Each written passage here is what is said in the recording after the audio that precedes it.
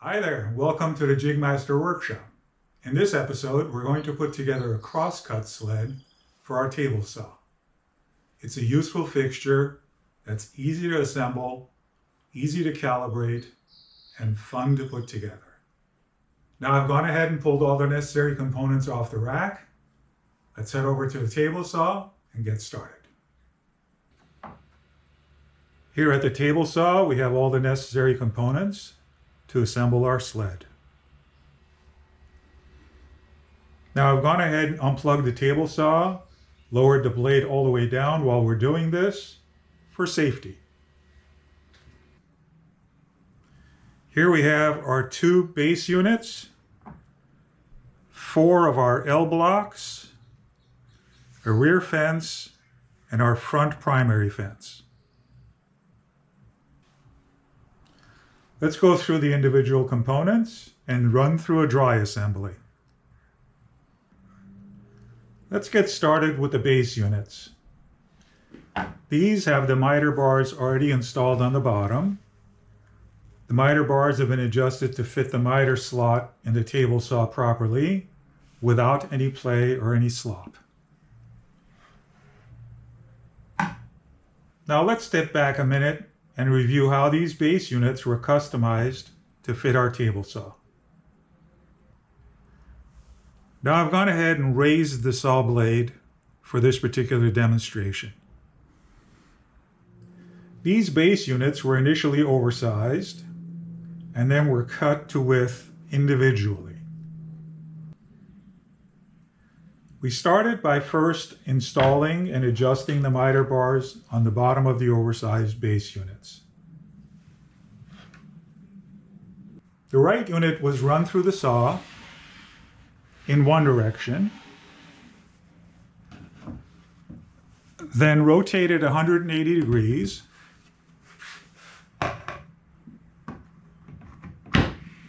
and run through the saw again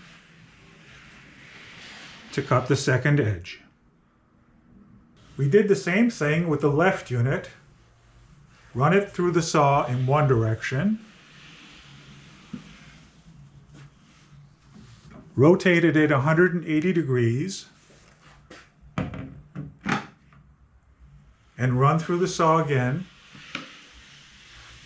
to cut the second edge. By making these 4 cuts, we created parallel edges on both base units, which by default are parallel to our saw blade. Now this will become extremely important as we get into fence calibration later in this video.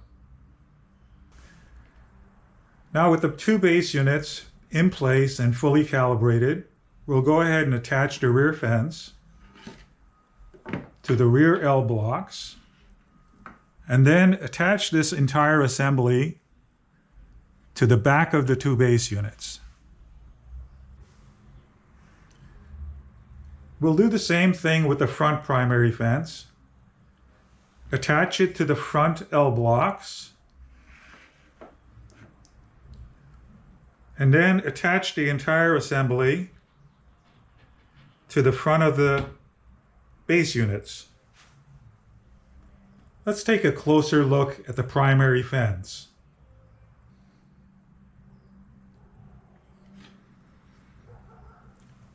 There is a pivot pin at the bottom of the fence, which fits into a matching pivot hole in the base unit. The primary fence with the pivot pin drops into the pivot hole of the base unit. You will note that the pivot pin location has been transferred and marked on the face of the fence. The location of the pivot hole is marked in the same way at its center line on the base unit.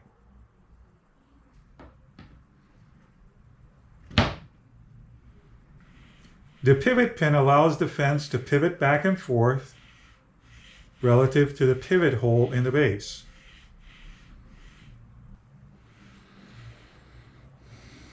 And now for the all-important fence calibration.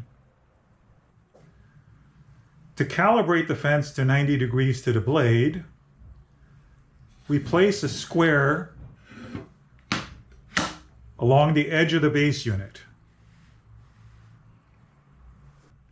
Remember that this edge is perfectly parallel to the blade.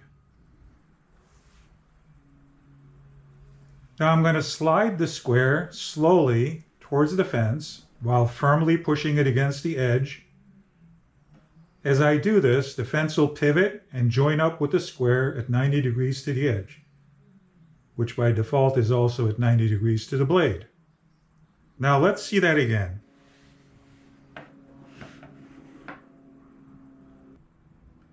Once this initial calibration is done, we'll go ahead and loosely assemble the front fence to the base with these L blocks. Now with the basics out of the way, let's get started with the full assembly of the sled. We'll assemble the rear fence first, then the front fence, and finish by doing a fence calibration. I'm going to get started by assembling the rear fence.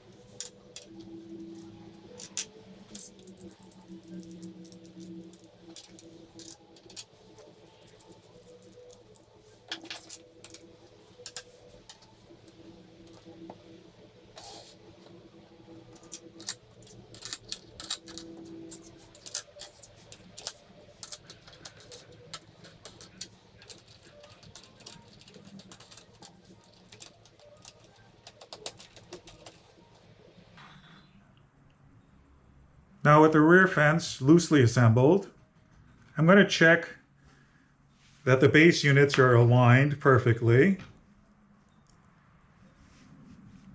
And then I'm going to go ahead and tighten all the knobs.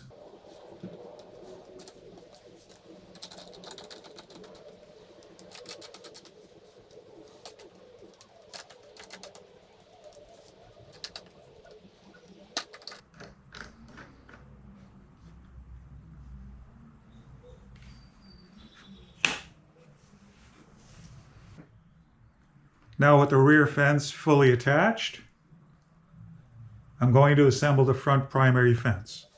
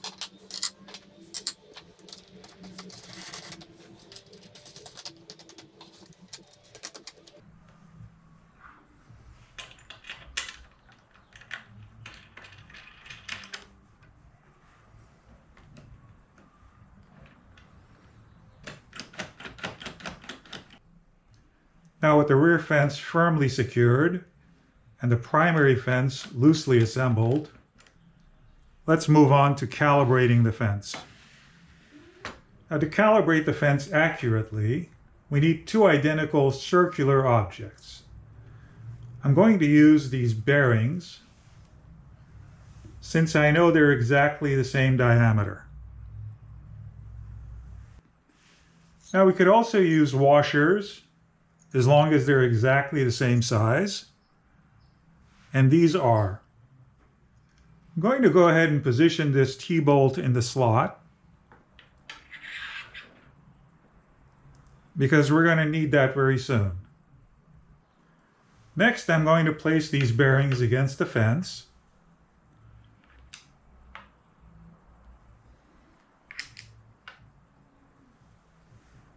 And then place the square on the edge of the base unit.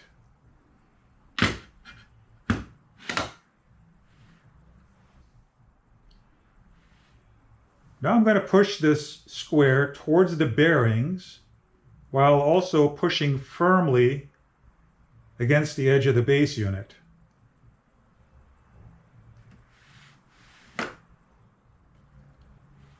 Now when the bearings come into full contact with the square and the fence is at 90 degrees to the blade. Now I should note that this two-point of contact method produces a much more precise fence alignment compared to trying to match up the two flat faces of the fence and the square. Now at this point, I will go ahead and clamp down the square to prevent it from moving.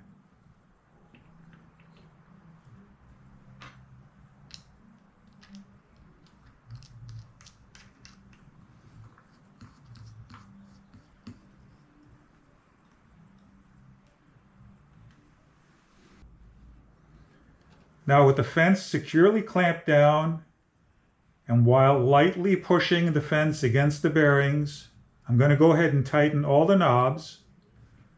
I'm also going to install these handles.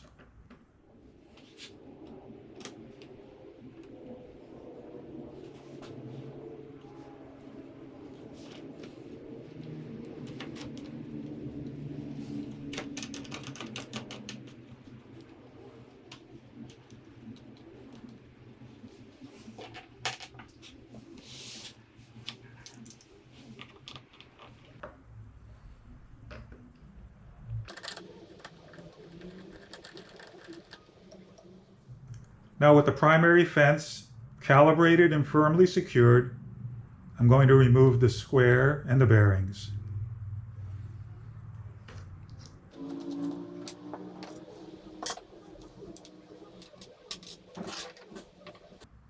The sled assembly is now complete and the fence is fully calibrated to the blade. Now let's move on to installing our working or sacrificial fence, which will be attached to the primary fence. This is a 36-inch fence with a top-mounted T-track. We can also install any length fence depending on the application. Here, for example, is a 48-inch fence that can be installed, again, depending on the application. Let's go ahead and install this 36-inch fence.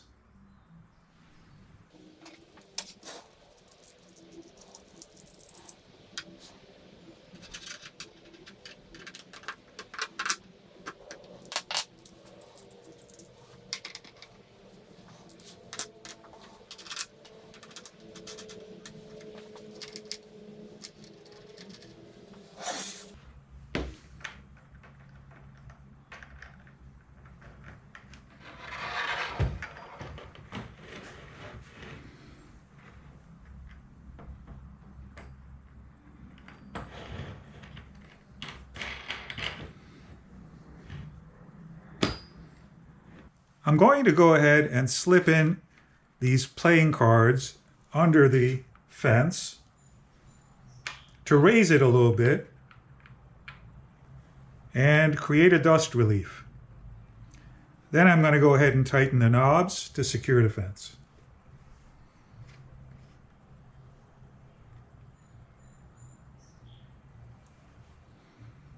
Now, because the working fence is removable, it can be changed out for another length or be replaced entirely if it gets worn out or chewed up.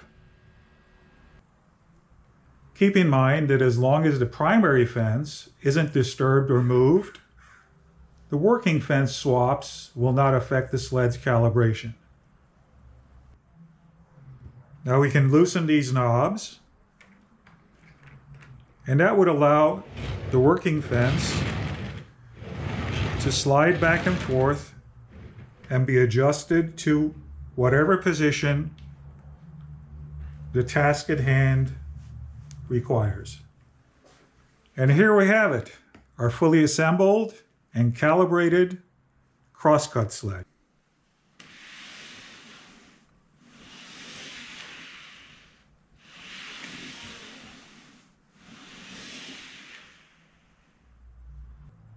Thank you for watching. Be sure to watch part 2 of our Crosscut Sled project.